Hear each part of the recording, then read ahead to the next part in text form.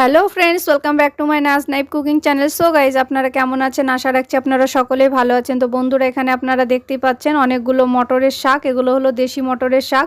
তো মা এই দেশি মটরের শাক কীভাবে রান্না করবে সেটা দেখার আগে যদি আপনারা এই চ্যানেলটিতে নতুন হয়ে থাকেন তো অবশ্যই চ্যানেলটি সাবস্ক্রাইব করে রাখবেন আর পাশে থাকা বেল আইকনটি টিপে দেবেন নতুন নতুন নোটিফিকেশান পাওয়ার জন্য। তো চলুন বন্ধুরা, দেরি না করে মা কীভাবে মটর শাক রান্না করে সেটা দেখে নিই। তো সঙ্গে থাকুন আর মার হাতের মটর শাকের রান্নার রেসিপিটা দেখতে থাকুন।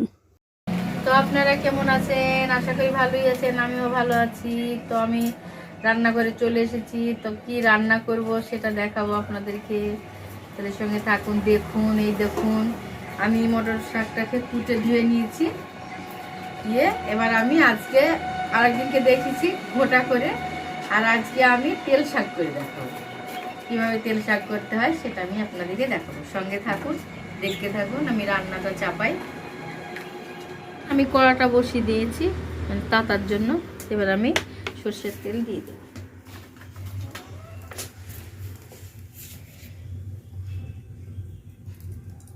সর্ষের তেল দিয়ে দিলাম কড়াই। এবার আমি রসুন দেব। আমি রসুনের কুচি দিয়ে দিলাম, মানে থেতো করে নিয়েছি।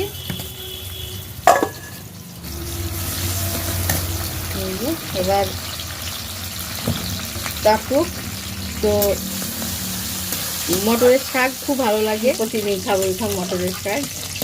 আমার মটরের শাকটা খেতে খুব ভালো লাগে। শাক মানেই ভালো লাগে, লাল শাকও ভালো লাগে। তো মটরের শাক তো পাওয়া যায় না, লাল শাক পাওয়া যায়।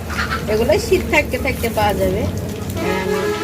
আমি রসুন হয়ে গেছে, এবার আমি শাকটা দিয়ে দিই ঢেক করে করে। এটা মানে ঠান্ডা ভাতেও ভালো লাগে খেতে, সেই জন্য কাল দুটো শাকের লবণ তো হাতে করেই দিয়ে দিলাম। এই দেখুন, আমি দিয়ে দেবো। তেলটা একটু বেশি দিয়েছি, মানে তো আমি তেল শাক করবো।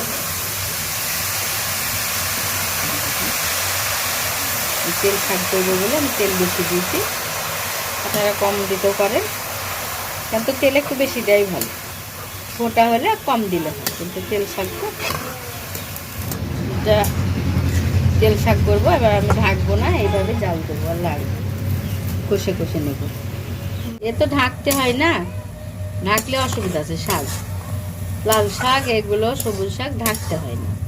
দেখুন, এত কিনা শাক, ওরা তো পানি মেরে মেরিয়ে। তো ঘরের শাক হলে পরে ঢাকা লাগে, কিনা শাকে পানি বেরোচ্ছে। দেখুন, এমনি সিদ্ধ হয়ে যাবে। পানি মরে গেছে, এই দেখুন দেখুন, এই দেখুন। তো শাকটা সিদ্ধ হয়ে গেল, পানি নেই। তো এইভাবে আমি এখন নাড়াচাড়া করবো, অনেকক্ষণ ভাজা ভাজা করবো। তেল শাক তো পানিটা একবারই মানে মরে দেবে, তখন আমি নামিয়ে নেব। এখন এইভাবেই লাগবে। মটরের শাক, তেল শাক করেছি, মটরের শাক হয়ে গেছে। আমি এবার তেল শাকটাকে নামিয়ে নেব। এই দেখো, শাক রান্না করলাম, তেল শাক দেখলেন। তো কি করে বানালাম সেটা দেখলেন, রান্না করলাম। তো যদি আপনাদের ভালো লাগে তাহলে কমেন্ট বক্সে কমেন্ট করে জানাবেন আর বন্ধুদের সঙ্গে শেয়ার করবেন। আর অবশ্যই অবশ্যই দয়া করে ভাজা করে খেয়ে আপনারা দেখবেন। তো ভালো থাকুন, সুস্থ থাকুন।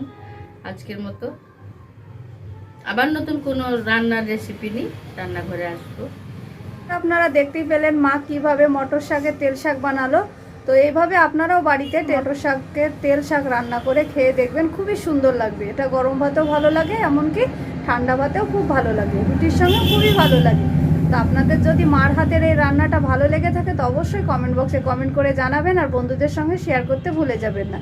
আর আপনারা যদি এই চ্যানেলটিতে নতুন হয়ে থাকেন তো অবশ্যই চ্যানেলটি সাবস্ক্রাইব করে রাখবেন আর পাশে থাকা বেল আইকনটি টিপে দেবেন নতুন নতুন নোটিফিকেশন পাওয়ার জন্য। আবার দেখা হবে নতুন কোনো রান্নার রেসিপি নিয়ে। ভালো থাকুন, সুস্থ থাকুন আপনারা সকলে।